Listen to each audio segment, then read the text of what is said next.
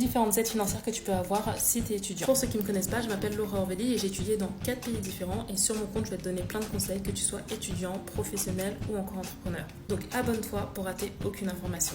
Première chose, installe l'application Claro.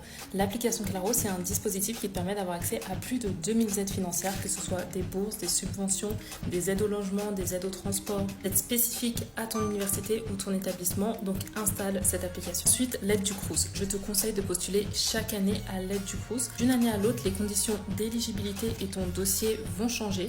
Donc d'une année à l'autre, tu peux être éligible à une petite aide financière du Crous. Donc chaque année, postule au Crous. Ensuite, en dynamique. En dynamique, ça va être des aides qui sont accordées pour les étudiants en situation de handicap. Ensuite, l'ASIU, aide sociale et financière accordée aux étudiants qui sont dans une situation d'urgence. Ça, c'est propre à certaines universités. Des universités la proposent et des universités ne la proposent pas. Et en fait, ça vous permet, dans une situation ponctuelle, de recevoir une aide financière de votre université.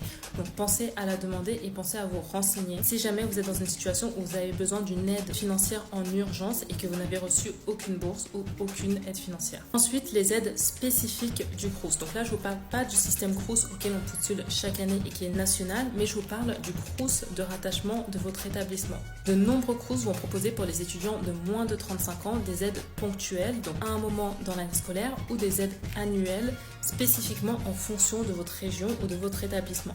Donc pensez à faire des demandes d'aide spécifiques au Crous de rattachement. Pour vous aider à financer votre logement, l'APL, que beaucoup de personnes connaissent, et également l'ALS, l'allocation logement à caractère social.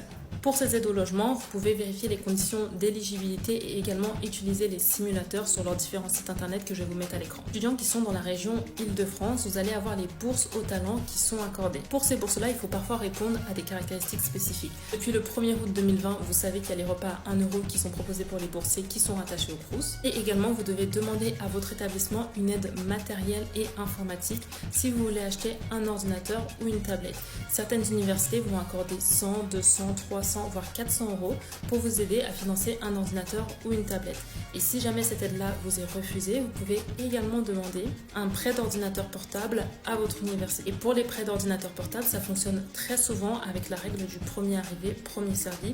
Donc pensez à faire cette demande dès le début de l'année, même dès que vous réalisez votre inscription académique ou pédagogique.